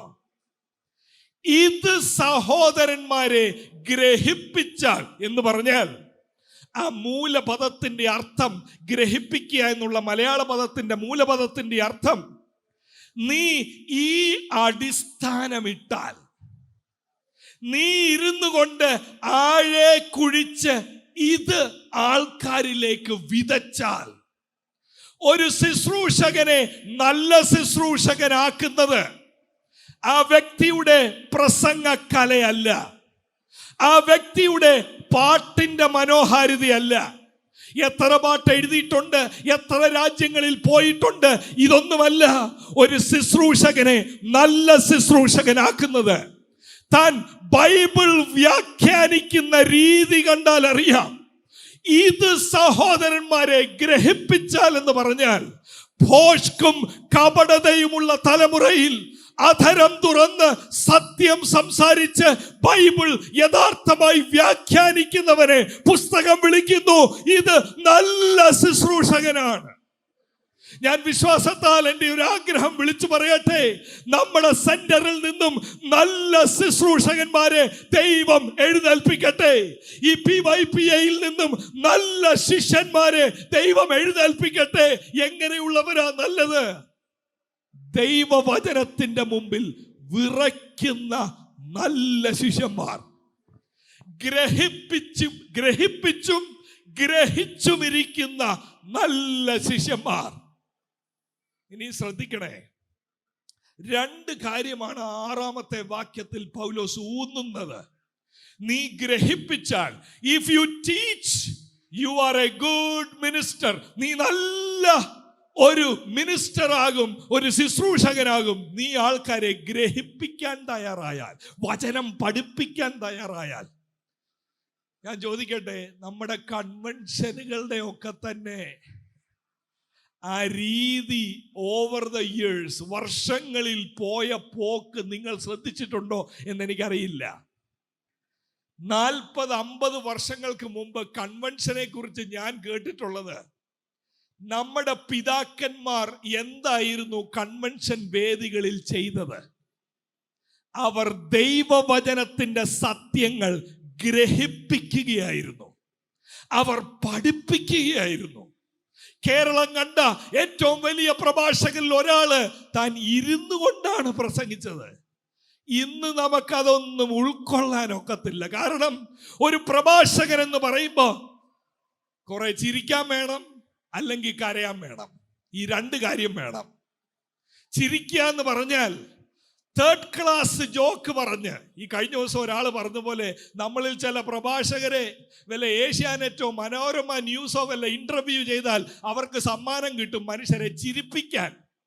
ഉള്ള പൊട്ടച്ചൊല്ലും കളിവാക്കും തമാശകളും വേദിയിൽ പറഞ്ഞ് മനുഷ്യരെ ചിരിപ്പിക്കുമ്പോ നമ്മൾ പറയും നല്ലതായിരുന്നു. ഇല്ലേ, വൈകാരികമായ എന്തെങ്കിലും പറഞ്ഞ് കരയിപ്പിക്കുമ്പോ നമ്മൾ പറയും ഭയങ്കരമായിരുന്നു. എന്നാൽ ഇതിനിടയിൽ സത്യം കിടപ്പുണ്ട്. ഏതാ സത്യമെന്നറിയാമോ? മനുഷ്യരെ ഗ്രഹിപ്പിക്കുന്ന രീതിയിൽ സത്യം മറച്ചു വെക്കാതെ, കപടത കാണിക്കാതെ, ഭോഷ് കാണിക്കാതെ വ്യാഖ്യാനം ചെയ്യുമ്പോ അതിനെ വിളിക്കുന്നതാണ് ഇത് യഥാർത്ഥ ശുശ്രൂഷകനാണ്. കഴിഞ്ഞ ഒരു 20-25 വർഷങ്ങളിൽ പെന്തക്കോസ്ത് സമൂഹത്തിന്റെ വേദികളിൽ പലയിടങ്ങളിലും മുഴങ്ങുന്നത് സത്യസുവിശേഷമല്ല. വൈകാരിക തലത്തിൽ നിന്നുകൊണ്ട് ആൾക്കാരുടെ പ്രതികരണം ലക്ഷ്യമാക്കി എങ്ങനെയെങ്കിലും ആൾക്കാരെ ഒന്ന് കൈയടിപ്പിക്കാൻ വേണ്ടി അവർക്ക് ഇഷ്ടമുള്ളത് പറയുന്ന ഒരു രീതിയിലേക്ക് നമ്മുടെ സമൂഹം വരുമ്പോ, ഇന്ന് രാത്രി കർത്താവി കൺവെൻഷന്റെ പ്രഥമ രാത്രിയിൽ നമ്മളെ വിളിക്കുന്നു, യഥാർത്ഥ വചനം കേൾക്കാൻ നിങ്ങളുടെ കാതുകൾക്ക് സമർപ്പണമുണ്ടോ? യഥാർത്ഥ ഗ്രഹിക്കുന്ന, നിർമ്മലീകരിക്കുന്ന വചനം കേൾക്കാൻ ഉള്ളിൽ തിടുക്കമുണ്ടോ? വചനം കേൾക്കാതെ വരുമ്പോ അതിനകത്തൊരു അസ്വസ്ഥത തോന്നുന്നുണ്ടോ? അതോ ചിലർ പറയുന്ന പോലെ എല്ലാം വേണമല്ലോ. ഈ കഴിഞ്ഞൊരു ദിവസം ഒരാൾ പറഞ്ഞതുപോലെ 7 ദിവസത്തെ ഉപവാസ പ്രാർത്ഥനയാണ്. ഇപ്പൊ കമ്മിറ്റി കൂടി ചിന്തിച്ചപ്പോൾ ആദ്യം പറയുന്നത്, ഒരാളുടെ പേര് പറഞ്ഞിട്ട് അവർ ചിന്തിക്കുന്നത് പറയുന്ന ഇതാ, പുള്ളിക്ക് ആദ്യത്തെ 2 ദിവസം കൊടുക്കുന്നതായിരിക്കും നല്ലത്. അപ്പൊ ആൾക്കാർ എന്താ ആദ്യത്തെ 2 ദിവസം? വെള്ളി ശനി കൃപയുള്ള ആരെങ്കിലും മതി. അപ്പൊ തിങ്കൾ ചൊവ്വ എന്തുവാ? വചനം പറയുന്ന ഒരാളാ. വചനം പറഞ്ഞുകൊണ്ടിരിക്കുമ്പോ ആളിന് തോന്നുന്നത് എന്തുവാ? കൃപയില്ല, അഭിഷേകമില്ല. പിന്നെ എന്തുവാ ഈ ഉണർവായിട്ട് ചിന്തിക്കുന്നത്? ഈ ബൈബിള് തുറക്കുക പോലും ചെയ്യരുത്, മൈക്ക് ഇങ്ങോട്ട് എടുത്തോണ്ട് ഇറങ്ങി ഒന്നീ ഞാൻ അല്ലെങ്കിൽ നീ എന്ന മട്ടിൽ ആൾക്കാരെ വേറൊരു തലത്തിലേക്ക് മാറ്റുമ്പോൾ നമ്മൾ പറയുന്നത് ഇത് ഭയങ്കര കൃപയാണ്, ഇത് അഭിഷേകമാണ്. വഞ്ചിക്കപ്പെട്ടു പോകരുത്. പൗലോസ് തീമോഥെയോസിനോട് പറയുന്നു, നീ നല്ലൊരു ശുശ്രൂഷകനാകണമെങ്കിൽ നീ മറ്റുള്ളവരെ വചനം ഗ്രഹിപ്പിക്കാൻ നീ തയ്യാറാകണം. ഇപ്പൊ ഞാൻ പറഞ്ഞത് ഒരു വശമാ, വചനമില്ലാതെ ഉണർവ് ഉണ്ടാക്കാൻ നിൽക്കുന്നവർ. പിന്നെ വേറൊരു വശമുണ്ട്. എഫെസസിൽ അതായിരുന്നു കൂടുതൽ. ഏതാണെന്നറിയാമോ? അവരതിനെ വിളിക്കുന്നത് ഉപദേശമെന്നൊക്കെയാ. നോക്കിക്കേ, 4-ാമത്തെ അധ്യായം അതിൻ്റെ 2-ാമത്തെ വാക്യം 3-ാമത്തെ വാക്യം ശ്രദ്ധിക്കണം. ആരെ പോലാകരുതെന്നാ പൗലോസ് പറയുന്നത്. നല്ല ശുശ്രൂഷകനാകണം. നീ കപടന്മാരെ ഭോഷ്ക് പോലാകരുത്. എന്താ ഈ ഭോഷ്കിൽ വെച്ച ശുശ്രൂഷകൻ ചെയ്യുന്നത്? നോക്ക് 2-ാമത്തെ 3-ാമത്തെ വാക്യം. അവർ സ്വന്തം മനസാക്ഷിയിൽ ചൂടുവച്ചവരായി വിവാഹം വിലക്കുകയും സത്യത്തെ ഗ്രഹിച്ചിരിക്കുന്ന വിശ്വാസികൾ സ്തോത്രത്തോടെ അനുഭവിപ്പാൻ ദൈവം സൃഷ്ടിച്ച ഭോജ്യങ്ങളെ വർജിക്കണമെന്ന് കൽപ്പിക്കുകയും ചെയ്യും. ഭോഷ്കും കപടക്കാരുമായ ശുശ്രൂഷകന്മാർ എന്തു ചെയ്യുന്നു? ഒന്നീ വചനം പറയത്തില്ല, ഇല്ലേ പറയുന്നത് ഇതായിരിക്കും. ഏതാ പറയുന്നത്? എഫെസസിൽ 2 കാര്യമാണ് പറഞ്ഞത്. കല്യാണം ഒന്നും വേണ്ട. അതിനകത്തെ അഭേദ്യ ബന്ധമുണ്ടല്ലോ, വിശുദ്ധനായ ദൈവം വെറുക്കുന്നു. ഇത് കേൾക്കുമ്പോ എന്തുവാ തോന്നുന്നത്? സാധാരണ ഒരു വിശ്വാസിക്ക് ഇത് കേട്ടാൽ എന്തോ തോന്നും? ഭയങ്കര വിശുദ്ധനാന്ന് തോന്നല്ലോ പുള്ളി. വചനം എന്തു കർക്കശമാ കേട്ടോ പുള്ളി. 2-ാമത് ഭോജനം, ചില ഭോജനം വർജിക്കണം. വിവാഹം വിലക്കുന്നു, ഭോജനം വർജിക്കുന്നു. ഇന്നത്തെ ദിവസത്തിന്റെ പ്രത്യേകതയെല്ലാം ഉൾക്കൊണ്ടുകൊണ്ട് ഞാൻ പറയാം. നമ്മളെല്ലാം കുറെ സ്റ്റേറ്റസ് ഷെയർ ചെയ്തില്ലയോ? ഇതിന്റെ പ്രശ്നം എന്താണെന്നറിയാമോ? ഇതിന്റെ പ്രശ്നം ചില ഭക്ഷണങ്ങൾ വർജിക്കുമ്പോൾ, അല്ലെങ്കിൽ ലോക മനുഷ്യരെ പോലെ അല്ല നമ്മൾ സമ്മതിക്കുന്നു, അല്ല. എന്നാൽ ഈ ഉപദേശം ചില മാറ്റങ്ങളിൽ മാത്രമല്ല കാണേണ്ടത്. വിവാഹം വിലക്കുന്നതിലും ഭോജനം വർജിക്കുന്നതിലും മാത്രമുള്ള ഒരു വ്യത്യസ്തതയല്ല വിശുദ്ധന്മാരിൽ കാണേണ്ടത്. പിണക്കമെന്ന ഒരു കാര്യത്തെ കൊരിന്തിൽ പൗലോസ് ലേഖനം എഴുതുമ്പോൾ പറയുക 1:11, സഹോദരന്മാരെ, നിങ്ങളുടെ ഇടയിൽ പിണക്കമുണ്ടെന്ന് ക്ലോവയുടെ ആളുകളാൽ എനിക്ക് അറിവ് കിട്ടി. നിങ്ങൾ ആത്മീയരല്ല, നിങ്ങൾ ജഡീകരായെന്ന് പറയുന്ന ആഗ്രഹിപ്പിക്കൽ. ചില കാര്യങ്ങൾ വർജിക്കുന്നതിലൂടെ ഒരാത്മാഭിമാനം തോന്നും. എന്നാൽ സ്വന്തം ജീവിതത്തിൽ ദൈവം ഏറ്റവും വെറുക്കുന്ന കാര്യങ്ങൾ ഉള്ളിൽ കാണുകയും ചെയ്യും. സ്ഥാനക്കൊതി പോയിട്ടില്ല, അങ്ങോട്ടും ഇങ്ങോട്ടുമുള്ള പാരവപ്പ് പോയിട്ടില്ല. പക്ഷെ ചില കാര്യം വരുമ്പോ, വസ്ത്രത്തിന്റെ കളർ വരുമ്പോ, ഇതെന്തോ ബ്രദറെ ഇതിട്ടോണ്ടാണ് ഇവിടെ വന്നത്. വസ്ത്രത്തിന്റെ കളർ പ്രാധാന്യമാണ്, ചില രീതികൾ പ്രാധാന്യമാണ്, ട്രഡീഷൻ ഇമ്പോർട്ടന്റ് ആണ്. പൗലോസ് തീമോത്തിയോസിനോട് പറയുക, തീമോത്തിയോസേ, കുറെ ആൾക്കാർ എഫെസസിൽ ഇറങ്ങിയിട്ടുണ്ട്. ദൈവം വെച്ചിരിക്കുന്ന വിവാഹം, ദൈവം ആസ്വാദനത്തിന് വെച്ചിരിക്കുന്ന ചില ഭോജനം സ്തോത്രം പറഞ്ഞ് കഴിച്ചാൽ ഒരു കുഴപ്പമില്ല. പക്ഷെ ഇവര് പഠിപ്പിക്കുന്നത്, വിശുദ്ധനായ ദൈവത്തിന്റെ അടുക്കൽ നീ ചെല്ലണമെങ്കിൽ ഈ ഭോജനം വർജിക്കണം. ഈ വിവാഹത്തോടെ നിനക്ക് ദൈവത്തിന്റെ അടുക്കൽ എത്താനൊക്കത്തില്ല. ഇതിന്റെ നടുവിൽ നിന്നുകൊണ്ട് പൗലോസ് പറയുക, നീ ഒരു നല്ല ശുശ്രൂഷകനാകണമെങ്കിൽ നീ ഗ്രഹിപ്പിക്കണം, ദൈവത്തിന്റെ മുമ്പിൽ വലുതേതാ, ദൈവത്തിന് മുമ്പിൽ വില കുറവേതാ എന്ന് നീ ഗ്രഹിപ്പിക്കണം. ഇത് കേൾക്കാനും വലിയ സുഖമില്ലാത്തതാ. പക്ഷേ ഗ്രഹിപ്പിക്കൽ ഇല്ലാത്തത് കൊണ്ടാ നമ്മുടെ സമൂഹം അങ്ങോട്ടൊന്ന് പോകും, അതേ രീതിയിൽ ഇങ്ങോട്ട് വരും. ഇപ്പൊ നാളത്തെ ടോക്ക് ഷോയിലൊക്കെ കൂടുതൽ ചോദ്യങ്ങൾ വരും. അപ്പൊ എന്താ സത്യം? പിള്ളേർ ചോദിക്കും, നാളെ ചോദിച്ചില്ലെങ്കിലേ ഉള്ളൂ അതിശയം. എന്താ അപ്പൊ നമ്മുടെ സമൂഹത്തിൽ ഈ വിഷയത്തോടുള്ള ബന്ധത്തിൽ ദൈവവചനത്തിന്റെ അടിസ്ഥാനം എന്താ? ഉത്തരങ്ങൾ കൊടുക്കാൻ പ്രാപ്തരായ ആൾക്കാരാണ് ഇവിടെ ഉള്ളത്. എന്നാൽ ചിലയിടങ്ങളിൽ സംഭവിക്കുന്നത്, ചോദ്യം ചോദിക്കുന്നുണ്ട്, ഉത്തരം കിട്ടുന്നില്ല, പിന്നെയും പറയുന്നത് ചില ചട്ടങ്ങൾ അടിച്ചേൽപ്പിക്കുന്ന ഒരു വിശുദ്ധിയുടെ പ്രവണത മാത്രമാണ്. അവിടെയാണ് പൗലോസ് തീമോത്തിയോസിനോട് പറയുന്നത്, തീമോത്തിയോസേ, നീ ഒരു നല്ല ശുശ്രൂഷകനാകണമെങ്കിൽ നീ ഗ്രഹിപ്പിക്കണമെന്ന് പറഞ്ഞിട്ട് 2 കാര്യങ്ങൾ തീമോത്തിയോസിന്റെ ജീവിതത്തിൽ അത്യാവശ്യമായി വേണ്ടിയ കാര്യങ്ങൾ 6-ാമത്തെ വാക്യത്തിൽ പറയുന്നു. ശ്രദ്ധിച്ചു നോക്കിക്കേ. നീ അനുസരിച്ച വിശ്വാസത്തിന്റെയും സതുപദേശത്തിന്റെയും വചനത്താൽ പോഷണം ലഭിച്ചിട്ട്. ഇംഗ്ലീഷ് പരിഭാഷകൾ പറയുന്നത് യു ആർ നറിഷ്ഡ്. നമുക്കിന്ന് ഭയങ്കരമായ പ്രാധാന്യമുള്ള കാര്യമാണ് നമ്മൾ എന്ത് കഴിക്കുന്നു എന്നുള്ള കാര്യം. ഇന്റർമിറ്റന്റ് ഡയറ്റ് എന്ന് പറഞ്ഞൊരു പരിപാടിയുണ്ട്. 6-7 മണിക്കൂർ ഇടവിട്ടേ കഴിക്കത്തുള്ളൂ. Intermittent fasting. നേരത്തെ വന്നൊരു കാര്യമാണ് കീറ്റോ ഡയറ്റ്. കീറ്റോ ഡയറ്റൊക്കെ പോയി പലരും വലിയ പ്രശ്നങ്ങളിലായ കാര്യം നമുക്കറിയാം. ബാംഗ്ലൂർ ഏരിയയിൽ ഒരുപാടുള്ളതാണ് മില്ലറ്റ് ഡയറ്റ്.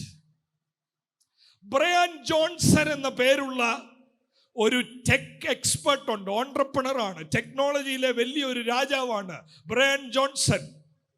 ബ്രയാൻ ജോൺസൺ ഇന്ന് 57 വയസ്സുണ്ട്. 57 വയസ്സുള്ള ഈ ടെക് എക്സ്പെർട്ട് ഒരു ദിവസം 100 സപ്ലിമെന്റ്സിൽ കൂടുതൽ കഴിക്കുന്നയാളാണ്. വൈറ്റമിൻ ഡി, നമുക്കാകെ അറിയാവുന്ന വൈറ്റമിൻ ഡിയും സിങ്കോ വൈറ്റും മാത്രമാണ്. അന്ന് ആ കോവിഡ് സമയത്ത് കഴിച്ചു തുടങ്ങിയതാണ്. ഈ ടെക്നോളജിയുടെ ഗുരു പറയുന്നത് ഈ 100 കാര്യങ്ങളും താൻ കഴിക്കും. തൻ്റെ ശരീരത്തെ പഠിച്ച് നറിഷ്മെന്റിന് വേണ്ടി, താൻ ആരോഗ്യത്തോടെ ഇരിക്കാൻ വേണ്ടി. ഗൂഗിളിൽ പിന്നെ സെർച്ച് ചെയ്താൽ മതി ഈ ജോൺസന്റെ ചില കണ്ടുപിടുത്തങ്ങൾ കേൾക്കണമേ. താൻ പറയുന്നത് ബയോളജിക്കൽ ഏജും ഉണ്ട്, ആക്ച്വൽ ഏജും ഉണ്ട്. എന്തോ ആക്ച്വൽ ഏജ് എന്ന് ചോദിച്ചാൽ ഈ പറയുന്ന ബ്രയാൻ ജോൺസന്റെ ആക്ച്വൽ ഏജ് 57 വയസ്സാണ്. പക്ഷേ തൻ്റെ ബയോളജിക്കൽ ഏജ്, കിഡ്നിയുടെയും ലിവറിന്റെയും ഹാർട്ടിന്റെയും ഒക്കെ അസൽ ആയുസ് 37. 20 വയസ്സ് കുറവാണ്. ക്രിസ്ത്യാനോ റൊണാൾഡോ എന്ന് കേട്ടിട്ടുണ്ടോ? യങ്സ്റ്റേഴ്സ് കേട്ടിട്ടുണ്ടായിരിക്കും. 30കളിലുള്ള ആളിന്റെ ബയോളജിക്കൽ ആ സമയത്തെ അവസ്ഥ 19 വയസ്സ്. 19 വയസ്സുള്ള ഒരാളായിട്ട്, പക്ഷേ ആക്ച്വൽ ഏജ് 30കളിലാണ്. നറിഷ്മെന്റ്, എന്ത് നമ്മൾ കഴിക്കുന്നു, എന്ത് ഭക്ഷിക്കുന്നു എന്നുള്ളത് ഭയങ്കര ഇമ്പോർട്ടൻ്റ് ആണ് നമുക്ക് എല്ലാവർക്കും.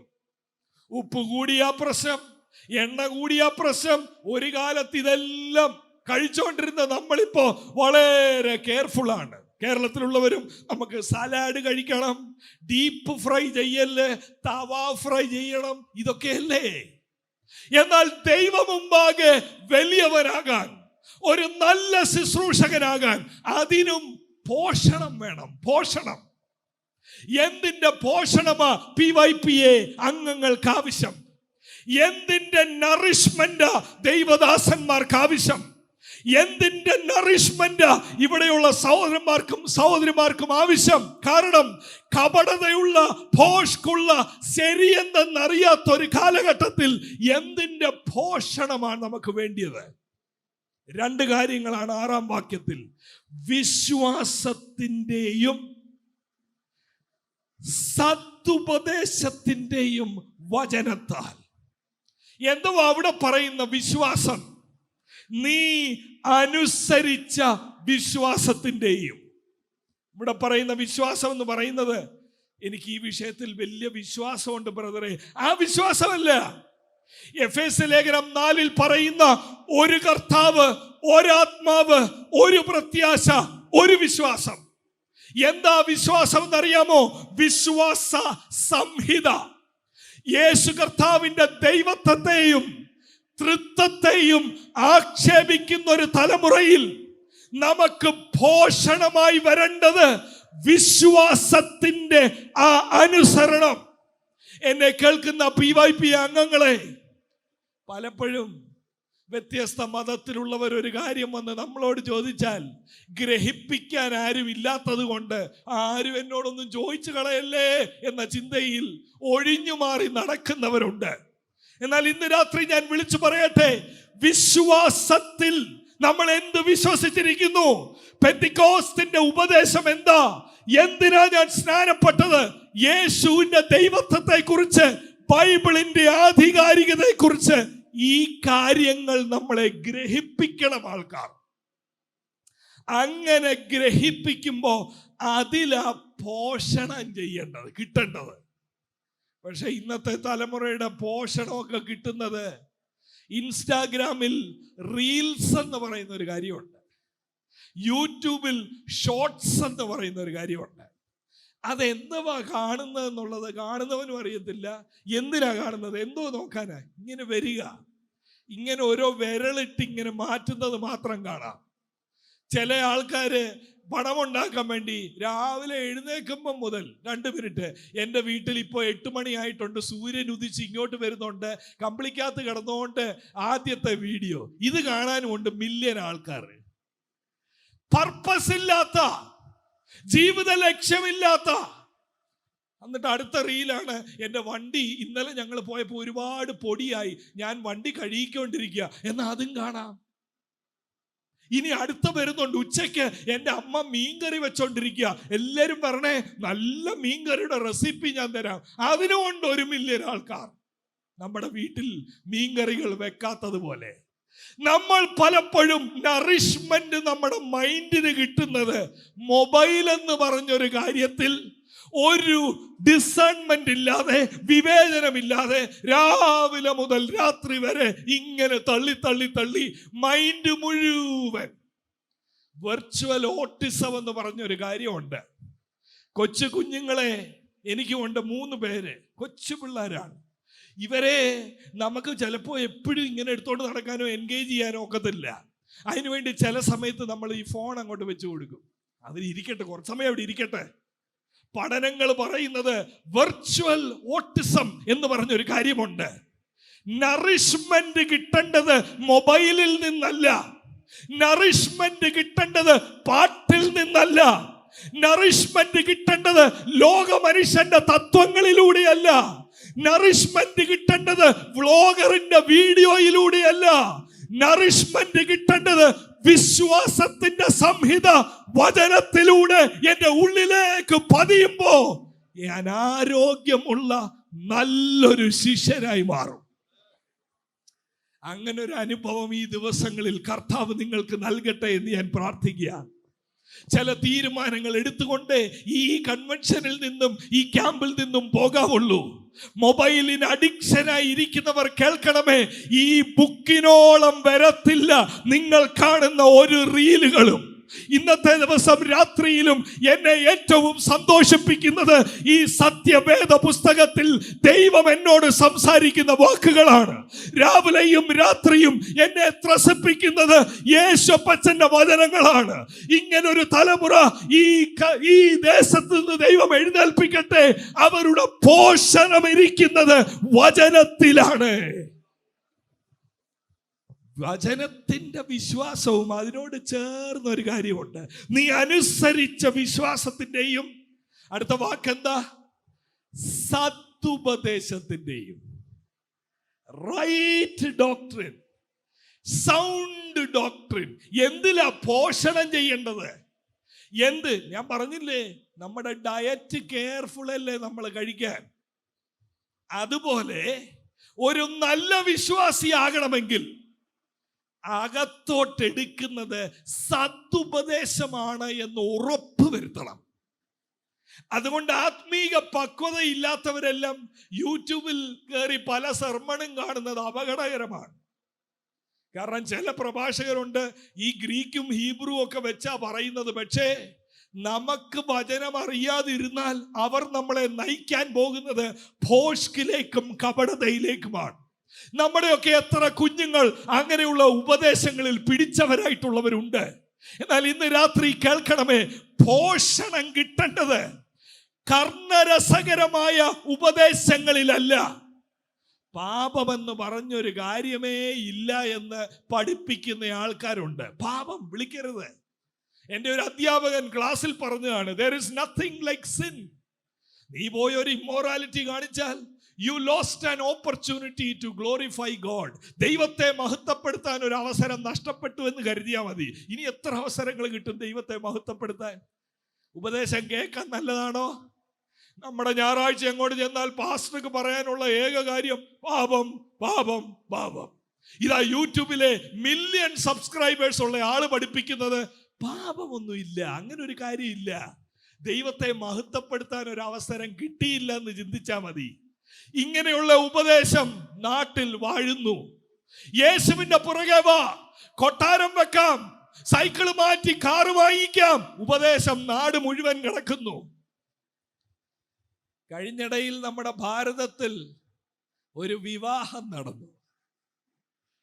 എത്ര രൂപയാ മുടക്കിയതെന്ന് നിങ്ങളിൽ എല്ലാവർക്കും അറിയാം. എന്നാലും ഞാൻ ചോദിക്കാം, എത്ര കോടിയായിരുന്നു? ആരോ 30 എന്ന് പറഞ്ഞു, കുറഞ്ഞുപോയി. ഒരു വലിയ വിവാഹം ഭാരതത്തിൽ നടന്നു. എത്ര കോടിയാ മുടക്കിയെന്ന് അറിയാമോ? 5000 കോടി. നമ്മളെ പലപ്പോഴും ഉപദേശത്തിലൂടെ, വചനത്തിലൂടെ പഠിപ്പിച്ചു വെച്ചിരിക്കുന്നത് യേശുവിന്റെ പുറകെ പോ, നല്ല മാന്യത വരും. എന്തുവാ മാന്യത? വിവാഹ ദിവസം 15,000 20,000 രൂപയോ മുടക്കി ഒരു ഓഡി കാറോ BMW മെഴ്സഡീസോ കയറി ആ പുറകിൽ ഇരിക്കുമ്പോൾ നമ്മുടെ കണ്ണൊക്കെ നിറഞ്ഞ്, എൻ്റെ കർത്താവ് യേശുപ്പച്ച, ഇങ്ങനൊരു വണ്ടിയിലൊന്നും കയറാൻ എനിക്ക് യോഗ്യതയില്ല. 5 മണിയാകുമ്പം പൈസ എണ്ണി കൊടുക്കണം, 20,000 രൂപ, അല്ലെങ്കിൽ വണ്ടി തന്നവൻ കുത്തിന് പിടിക്കും. വണ്ടിയെ കയറിയിരിക്കുമ്പോൾ നമുക്ക് തോന്നുന്നത് യേശുപ്പച്ചൻ തന്ന ഏറ്റവും വലിയ മാന്യത ഈ 7 മണിക്കൂർ ഈ ഓടിയെ പോകാൻ കിട്ടിയതാണെന്നാ. എന്നാ കേൾക്കണമേ, ലോക മനുഷ്യൻ യേശുവിൽ വിശ്വസിക്കാത്തവന്റെ കല്യാണത്തിന് മുടക്കിയത് 5000 കോടി. തന്റെ വരുമാനത്തിന്റെ ആസ്തിയുടെ 2% പോലും ചലിച്ചിട്ടില്ല. എന്നിട്ടും അങ്ങനെയാണെങ്കിൽ ഇന്നിവിടെ ഇരിക്കുന്നവർ കേൾക്കണമേ, യേശുവിന് നമുക്ക് വെച്ചു തരാനുള്ള ഏറ്റവും വലിയ കാര്യം നമ്മൾ കയറിയ വണ്ടിയല്ല, നമ്മൾ താമസിക്കുന്ന വീടല്ല, നമ്മളെ നിത്യജീവന്റെ ഓഹരിക്കാരാക്കി മാറ്റിയത് യേശുവിന്റെ ഏറ്റവും വലിയ ദാനം. എന്തിലാ പോഷണം കിട്ടേണ്ടത്? എന്തിലാ നറിഷ്മെന്റ് കിട്ടേണ്ടത്? ദുരുപദേശത്തിലല്ല, സമൃദ്ധിയുടെ സുവിശേഷത്തിലല്ല, കൃപയുടെ സുവിശേഷത്തിലല്ല, കൃത്യമായ ദൈവവചനത്തിൽ പോഷണം കിട്ടണം. അങ്ങനെ വളരുമ്പോഴാ, അതിൽ രസിച്ച് വളരുമ്പോഴാ നല്ല ശുശ്രൂഷകനായി നമ്മൾ മാറുന്നത്, നല്ല വിശ്വാസിയായി മാറുന്നത്. കേൾക്കണമേ, 7-ാമത്തെ വാക്യവും 8-ാമത്തെ വാക്യവും ആ വേഗത്തിൽ ഒന്ന് പറഞ്ഞിട്ട് ഞാൻ അവസാനിപ്പിക്കാം. ഒന്നാമത് പറയുന്നു, യു ഷുഡ് ബി നറിഷ്ഡ്. നിനക്ക് നല്ലൊരു ഡയറ്റ് വേണം. തിമോത്തിയോസേ, നിനക്ക് നല്ല ശുശ്രൂഷകനാണെങ്കിൽ നീ എന്ത് വിശ്വസിച്ചിരിക്കുന്നു എന്ന് നീ അറിയണം. നീ പറയുന്ന ഉപദേശം എന്താണെന്ന് നീ അറിയണം. ആ ഉപദേശം വിശ്വസിക്കുന്നത് കറക്റ്റാ എന്ന് നീ ഉറപ്പുവരുത്തണം. എന്നിട്ട് 7-ാമത്തെ വാക്യത്തിൽ പറയുക, ഭക്തി വിരുദ്ധമായ കിഴവി കഥകളെ ഒഴിച്ച് ദൈവഭക്തിക്ക് തക്കവണ്ണം അഭ്യാസം ചെയ്യുക. നമ്മുടെ തീമാണ് ആ വാക്ക്, അഭ്യാസം. ഗിംനാറ്റ്സോ. എന്തിന്റെ അഭ്യസനമാണ് നമ്മൾ ചെയ്യേണ്ടത്? നമ്മൾ മനസ്സിലാക്കണം. ആ അഭ്യസനം എന്ന് പറഞ്ഞാലേ, ജിമ്മിൽ പോകുന്ന സമയത്ത് കേരളം എന്ന കൊച്ചു സംസ്ഥാനത്തിൽ ഏകദേശം രജിസ്റ്റേർഡായ 4000-ൽ കൂടുതൽ ജിമ്മുണ്ട്. 2023 അപേക്ഷിച്ച് 7% വർധനമാണ് ജിമ്മിൽ. എല്ലാ മുക്കിനും മൂലയിലും ജിമ്മാ തുടങ്ങുന്നത്. ആ ജിമ്മിൽ ട്രെയിനേഴ്സ് ഉണ്ട്. ട്രെയിനർ ഇല്ലാതെ അങ്ങോട്ട് ചെന്നാൽ ബൈസപ്പ് ഏതാ, ട്രൈസപ്പ് ഏതാ, ഷോൾഡർ ഏതാ, ഇതൊന്നും അറിയാതെ നമ്മൾ ചിലപ്പോൾ വെയിറ്റ് ഒക്കെ എടുക്കും. അവസാനം സ്കൂളിൽ പോകാൻ വേണ്ടി ബാഗ് കയറത്തില്ല കയ്യിൽ. ട്രെയിനർ വേണം, ഇല്ലെങ്കിൽ കൈയൊക്കെ ഇങ്ങനെ വളഞ്ഞു പോകും. സ്കൂളിൽ ചെല്ലുമ്പോൾ അല്ലെ സഭായോഗത്തിന് വന്ന് കൈയടിക്കാൻ നോക്കുമ്പോൾ കൈ അടുക്കത്തില്ല. കാരണം അടുപ്പിച്ച് 3 ദിവസം ഷോൾഡർ ചെയ്ത് കൈ അടുക്കുന്നില്ല. ട്രെയിനേഴ്സ് എന്ന് പറയുന്നത് ഒരു വലിയ ഉദ്യോഗമാണിപ്പോൾ. നാട്ടിൻപുറത്ത് ചിലപ്പോൾ ട്രെയിനേഴ്സിന് മണിക്കൂറിന്, എനിക്ക് അറിയത്തില്ല ഇവിടുത്തെ റേറ്റ് എന്താണെന്ന്, ബാംഗ്ലൂർ പോലൊരു സംസ്ഥാനത്തിൽ 1000 രൂപയായി തുടങ്ങി. നല്ല ഇപ്പം അടിച്ചു കൊടുത്താൽ ബാംഗ്ലൂരിലെ ബെസ്റ്റ് ട്രെയിനർ എന്ന് അടിച്ചു കൊടുത്താൽ ആ വ്യക്തി ചാർജ് ചെയ്യുന്നത് 1 മണിക്കൂറിന് 3000 രൂപയാണ്.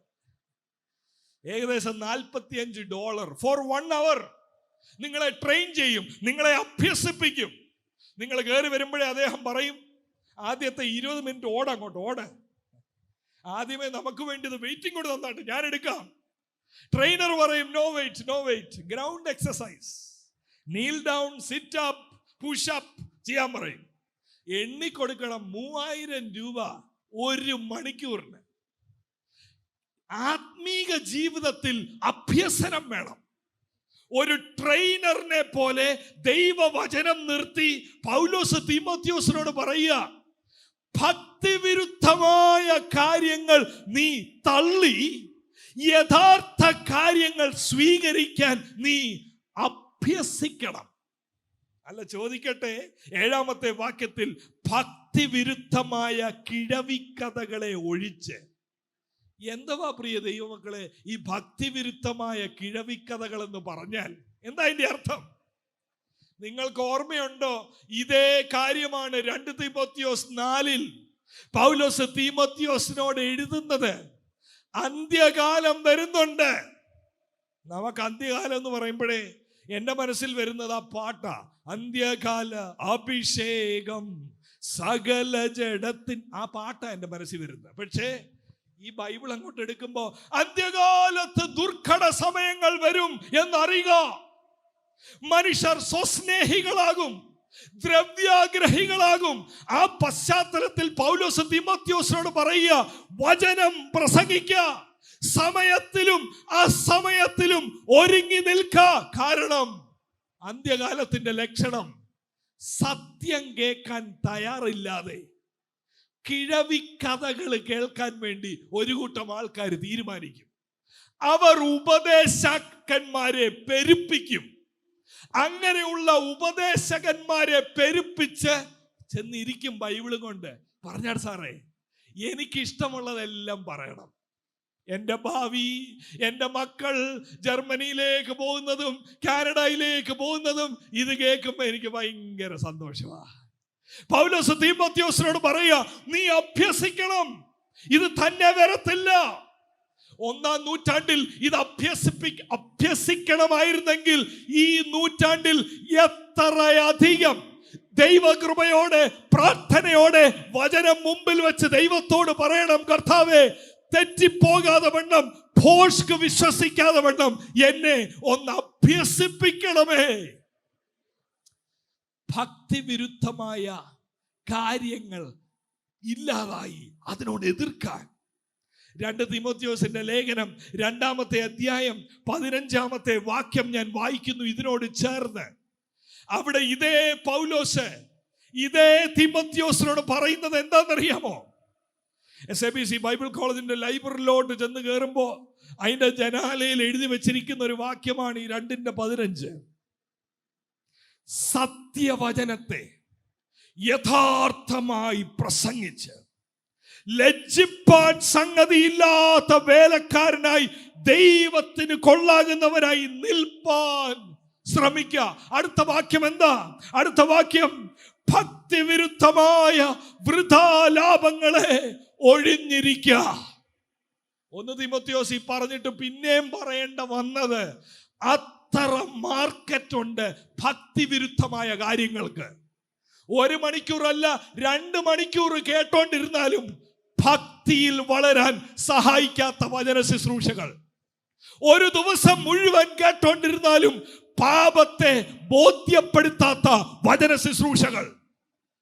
ഇതെങ്ങനെ നമ്മുടെ സമൂഹത്തിൽ വന്നുവെന്ന് ചോദിച്ചാൽ, ഞാൻ ഓർക്കുന്നു എൻ്റെ കൊച്ചുനാളിൽ അയിരൂരിൽ ഞങ്ങളുടെ ചർച്ചിൽ, നിങ്ങളുടെ എല്ലാ ചർച്ചുകളിലും ഉള്ളതുപോലെ, സാക്ഷ്യത്തിന്റെ സമയത്തിന് നിരന്തരമായി കേൾക്കുന്ന ഒരു പല്ലവി ഉണ്ടായിരുന്നു. എല്ലാവരും എഴുന്നേക്കും, ഒരു പാട്ടും പാടി എഴുന്നേറ്റിട്ട് പറയുന്ന വാക്കിതാ. ഇരിക്കാൻ നേരം പറയുന്ന ഒരു വാക്കുണ്ട്. എന്നെ സന്തോഷിപ്പിച്ച ഒരു വാക്യം വായിച്ചുകൊണ്ട് ഞാൻ ഇരുന്നു കൊള്ളാം.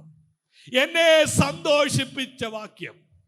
പ്രസംഗത്തിലും കേൾക്കേണ്ടത് എന്നെ സന്തോഷിപ്പിക്കുന്ന പ്രസംഗങ്ങൾ. പൗലോസ് തീമോഥെയോസിനോട് പറയുക, അഭ്യസിക്കണം നീ. ഭക്തിവിരുദ്ധമായ വൃഥാലാഭങ്ങളെ ഒഴിഞ്ഞിരിക്കാൻ, ഭക്തിയിൽ നിന്നെ പൂർണ്ണനാക്കുന്ന വചനം നീ പഠിക്കുവാൻ നീ അതിന് അഭ്യസിക്കണം. നമ്മുടെ ഈ പ്രാവശ്യത്തെ ക്യാമ്പ് ശാലേം ഫെസ്റ്റിന്റെ തീം ഇതാണ്, അഭ്യസിക്കുക. ഗുംനാറ്റ്സോ, ഒരു ട്രെയിനിങ് വേണം. ഇതാരേലും പറഞ്ഞു തരണം. അതാ കഴിഞ്ഞ 60 മിനിറ്റിൽ ഞാൻ ശ്രമിച്ചുകൊണ്ടിരുന്നത്. മനസ്സിലാക്കണമേ, വേരൂന്നേണ്ടത് ഈ ലോകത്തിലെ ഒന്നിലുമല്ല, വിശ്വാസത്തിലും യഥാർത്ഥ ഉപദേശത്തിലും വേരൂന്നി ഭക്തി വിരുദ്ധമായ കാര്യങ്ങളെ ഒഴിഞ്ഞിരിക്കാനുള്ള ഒരു അഭ്യസനം നമ്മൾക്ക് ലഭിക്കണം. 7-ാമത്തെ വാക്യം ഒരു പ്രാവശ്യം കൂടെ വായിച്ച് 8 വായിച്ച് ഞാൻ എൻ്റെ പ്രഭാഷണം അവസാനിപ്പിക്കുന്നു. ഇങ്ങനെയാ 7-ാമത്തെ വാക്യത്തിൽ, ഭക്തിവിരുദ്ധമായ കിഴവിക്കഥകളെ ഒഴിച്ച്, ഇതെല്ലാം സഭയിൽ നടക്കുന്ന കാര്യമാ, കഥ, അതിനെ ഒഴിച്ച് ദൈവഭക്തിക്ക് ഒത്തവണ്ണം എന്ന് പറഞ്ഞാൽ ഭക്തിയിൽ വളരാൻ സഹായിക്കുന്ന വചനം, അത് ശ്രവിക്കാൻ, അത് പ്രസംഗിക്കാൻ, അത് ഗ്രഹിക്കാൻ, അത് ഗ്രഹിപ്പിക്കാൻ, അതിനായി അഭ്യാസം ചെയ്യുക. 8-ാമത്തെ വാക്യം, ശരീരാഭ്യാസം അല്പപ്രയോജനം ഉള്ളതത്രേ. ഈ ശരീരാഭ്യാസം എന്ന് പറയുമ്പോൾ ഞാൻ ചിലരുടെ മുഖത്ത് ചിരി ഇപ്പൊ കണ്ടു. ചെന്ന് വീട്ടിൽ പപ്പായും മമ്മിയോടും പറയാമല്ലോ. 1 തിമോത്തിയോസ് 4:8 പറഞ്ഞിട്ടുണ്ട്, ശരീരാഭ്യാസം അല്പം പ്രയോജനം ചെയ്യും. അങ്ങനെയാണെങ്കിൽ എന്നെ അടുത്ത മാസം മുതൽ ജിമ്മിലൊന്ന് വിടണം, അല്പം പ്രയോജനം ചെയ്യുമെന്ന് പറഞ്ഞല്ലോ. ഇവിടത്തെ പശ്ചാത്തലത്തിൽ ആ വാക്യത്തിന്റെ അർത്ഥം എന്താണെന്നറിയോ? ശരീരാഭ്യാസം അല്പ പ്രയോജനം ചെയ്യുമെന്ന് പറഞ്ഞാൽ 3-ാം വാക്യത്തിന്റെ വെളിച്ചത്തിലാണ് അതിനെ വ്യാഖ്യാനിക്കേണ്ടത്. 3-ാം വാക്യത്തിൽ എന്തുവാ പറയുന്നത്? ഭോജനങ്ങൾ വർജിക്കണം. ചില ഭോജനങ്ങൾ വർജിക്കണമെന്ന് പഠിപ്പിച്ച യഹൂദ മതക്കാര്, ഇന്നത് കഴിക്കരുത്, ഇന്നത് കഴിക്കരുത്, ഇന്നത് തുടരുത്. കൊലോസ് ലേഖനം 2 അവസാനമുണ്ട്. ഈ കൂട്ടര് അവരെ വിളിക്കുന്നത് അസറ്റിസം എന്നാണ്. അസറ്റിക് ആൾക്കാർ. ഇന്നത് കഴിക്കരുത് ബ്രദറെ, ഇന്ന ദിവസം കഴിക്കരുത്. ഈ കൂട്ടർ പൗലോസ് പറയുക, ഈ നിബന്ധനകളൊക്കെ അല്പം പ്രയോജനം ചെയ്യും. ഇപ്പം വെജ് മാത്രമാ കഴിക്കുന്നതെങ്കിൽ ശരിയാ, കൊളസ്ട്രോൾ വരത്തില്ല. ശരീരാഭ്യാസം ചിലത് വർജിക്കുന്നത് അല്പം പ്രയോജനം ചെയ്യും. അതിനൊരു ഭക്തിയുടെ വേഷം, അതിനെ പൗലോസ് എതിർക്കുന്നു. പക്ഷേ പ്രായോഗികമായിട്ട് ശരീരാഭ്യാസം അല്പ പ്രയോജനം ചെയ്യും. പക്ഷെ എന്തിലാന്നറിയാമോ കൂടുതൽ ശ്രദ്ധിക്കേണ്ടത്? 8-ന്റെ 2-ാം ഭാഗം, ദൈവഭക്തിയോ. ദൈവഭക്തി എന്ന് പറഞ്ഞാൽ ചില ഭക്ഷണങ്ങളോടുള്ള വെറുപ്പ് മാത്രമല്ല, ചില കാര്യങ്ങളോടുള്ള സമർപ്പണം മാത്രമല്ല. ദൈവഭക്തിയെ അവിടെ ബന്ധിപ്പിച്ചിരിക്കുന്നത് യേശു കർത്താവിന്റെ വരവുമായിട്ടാണ് കേട്ടോ. നോക്കിയ വാക്യം, ദൈവഭക്തിയോ ഇപ്പോഴത്തെ ജീവന്റെയും. ഇന്ന് നമ്മളെ ശരീരം 30 വയസ്സോ 40 വയസ്സോ 50 വയസ്സോ ചില കാര്യങ്ങൾ വർജിക്കുന്നതോടെ, ചില അഭ്യസനമുള്ളത് കൊണ്ട് ജിമ്മിൽ പോയാൽ നല്ലതാ, സ്റ്റാമിന ഒക്കെ കൂട്ടി നല്ലതായിട്ട് ഓടാം, ആരോഗ്യത്തോടെ ഇരിക്കാൻ ശ്രമിക്കാം, ഗുഡ്. പക്ഷേ ഇതെല്ലാം ഈ ലോകത്തിൽ തീരുന്ന അഭ്യസനമാണ്. എന്നാൽ ദൈവഭക്തിയോ, ദൈവമുമ്പാകെ ഇരിക്കുന്നതോ, പ്രാർത്ഥിക്കുന്നതോ, വിശുദ്ധ ജീവിതം നയിക്കുന്നതോ, യഥാർത്ഥ വചനം കേൾക്കുന്നതോ ഈ ലോകം കൊണ്ട് തീരുന്നതല്ല. കാരണം ആ വാക്യത്തിൽ പറയുന്നു, അത് ജീവന്റെയും വരുവാനിരിക്കുന്നതിന്റെയും വാഗ്ദത്തമുള്ളതാകിയാൽ സകലത്തിനും പ്രയോജനകരമാകുന്നു. ഇന്നത്തെ ദിവസം രാത്രിയിൽ, ഈ ശാലേം ഫെസ്റ്റിന്റെ 1-ാമത്തെ ദിവസം രാത്രിയിൽ എനിക്ക് നിങ്ങളോട് വിളിച്ചു പറയാനുള്ളത്, അല്പം പ്രയോജനം വരുത്തുന്ന കാര്യങ്ങളിൽ കുടുങ്ങിപ്പോകാതെ സകലത്തിനും പ്രയോജനം വരുത്തുന്ന, ഈ ലോകത്തിൽ തീരുന്ന ഒരു കാര്യത്തിന് മാത്രമല്ല, വരുവാനുള്ള ലോകത്തിലും വിശുദ്ധരായി നമ്മളെ നിർത്തുന്ന ദൈവത്തിന്റെ മുമ്പിൽ ഭക്തിയോടെ നിൽക്കേണ്ടതിന് വേണ്ടി ചിലതിനെ വർജിച്ച്, ഭോഷ്കിനെ ഉപേക്ഷിച്ച്, കപടതയെ വിട്ട് ദൈവവചനത്തിൽ വേരൂന്നുവാൻ ഞാൻ നിങ്ങളെ ആഹ്വാനം ചെയ്യുകയാണ്.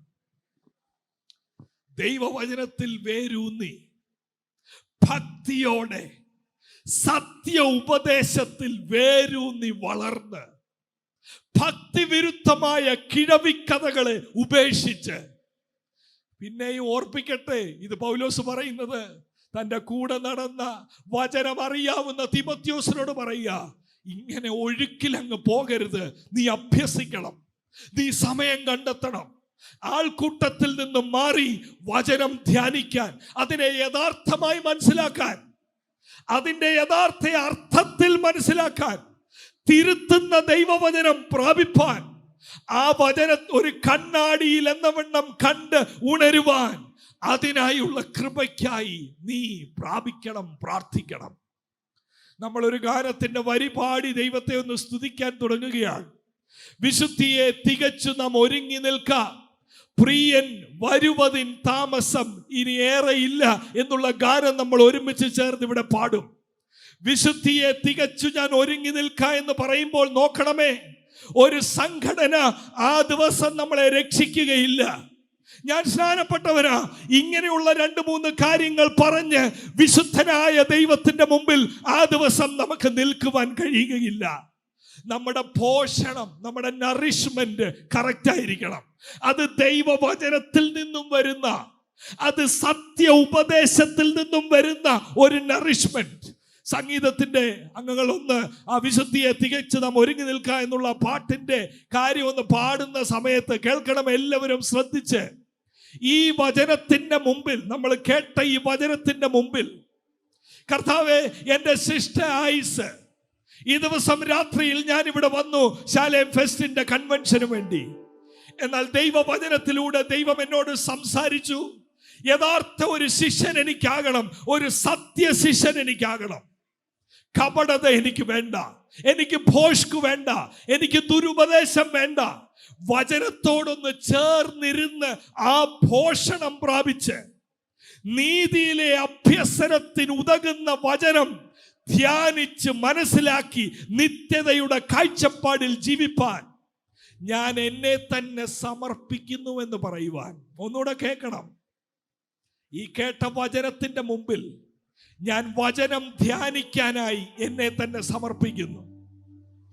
ഇവിടെ വന്നിരിക്കുന്ന ചിലർക്ക് ചിലപ്പോൾ വചനധ്യാനം എന്നുള്ളത് കാണത്തേ ഇല്ല. അങ്ങനെയുള്ളവർ കാണും, എല്ലാത്തിലും ബിസിയാ, ഓടി നടക്കുന്നു, പാട്ട് കേൾക്കുന്നു, ഞായറാഴ്ച പോകുന്നു, പക്ഷേ ദൈവവചനം കൃത്യതയോടെ ഉപദേശം മനസ്സിലാക്കാൻ സമയം എടുത്തിട്ടില്ല. അതിൻ്റെ പോഷണം, ജിമ്മിൽ പോകാൻ വേണ്ടി 1 മണിക്കൂർ കളയുന്നുണ്ട്, പക്ഷെ വചനം ധ്യാനിക്കാൻ വേണ്ടി 5 മിനിറ്റ് പോലും ചെലവഴിക്കാത്തവർ ഒരു പക്ഷെ ഇന്ന് തന്നെ കേൾക്കുന്നുണ്ടാകും. ഈ സന്ദേശം നിങ്ങളോടുള്ളതാണ്.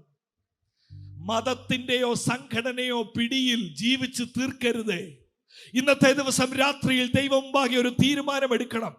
ഭക്തിവിരുദ്ധമായ കിഴവിക്കഥകളെ ഞാൻ ഉപേക്ഷിക്കുന്നു. എന്നെ സന്തോഷിപ്പിക്കുന്ന ചില കാര്യങ്ങൾ മാത്രം ഞാൻ കേട്ടോണ്ടിരിക്കുക പാസ്റ്ററെ. ഒത്തിരി മോട്ടിവേഷണൽ മെസ്സേജ് ഞാൻ കേൾക്കാറുണ്ട്. ഇതൊന്നുമല്ല യഥാർത്ഥ സന്ദേശം. എന്നെ കീറി മുറിക്കുന്നതാ ദൈവത്തിന്റെ വചനം, എന്നെ ശുദ്ധീകരിക്കുന്നതാ ദൈവത്തിന്റെ വചനം, പാപബോധം എന്നിൽ ഉളവാക്കുന്നതാ ദൈവത്തിന്റെ വചനം. ഈ സത്യവചനം വായിക്കാനായി, പഠിക്കാനായി, ആ വചനത്തിൽ വളരുവാനായി ഒരഭ്യസനം എനിക്ക് ആവശ്യമാണ്. ആ ഒരു അഭ്യാസം എനിക്ക് വേണം. അതിനായി ഞാൻ എന്നെ ദൈവം മുമ്പാകെ സമർപ്പിക്കുന്നു എന്ന സമർപ്പണമുള്ളവർ അതാത് സ്ഥാനങ്ങളിൽ സമർപ്പണത്തോടൊന്ന് എഴുന്നേറ്റ് നിൽക്കാമോ? ഈ പാട്ട് പാടുന്ന സമയത്ത് വചനത്തിന്റെ മുമ്പിൽ താഴുവാനായി, വചനം വായിക്കുവാനായി, വചനത്തിലൂടെയുള്ള ശുദ്ധീകരണം പ്രാപിച്ച് നിത്യതയുടെ കാഴ്ചപ്പാടിനെ ലക്ഷ്യമാക്കി ജീവിപ്പാൻ സമർപ്പിക്കുന്നവർ മാത്രം. ഈ പാട്ടിന്റെ വരികൾ പാടുമ്പോൾ എഴുന്നേറ്റ് നിന്ന് ദൈവസന്നിധിയിൽ സമർപ്പിക്കുക. ഈ സമർപ്പിക്കുന്ന വേളയിൽ കർത്താവ് നിങ്ങളുടെ ഹൃദയങ്ങളെ സ്പർശിക്കട്ടെ, നിങ്ങളുടെ ആന്തരിക കണ്ണുകളെ ദൈവം തുറക്കട്ടെ. ഈ വചനം ഒരു ബോറിംഗ് പുസ്തകമല്ല, ഇത് ജീവൻ തരുന്ന ദൈവത്തിന്റെ വചനമാണ്. ഇത് കിഴവിക്കഥകളുടെ കൂട്ടമല്ല, ഇത് സത്യത്തിലേക്ക് വഴി നടത്തുന്ന ദൈവത്തിന്റെ ശബ്ദമാണ് നമ്മളോടുള്ളത്.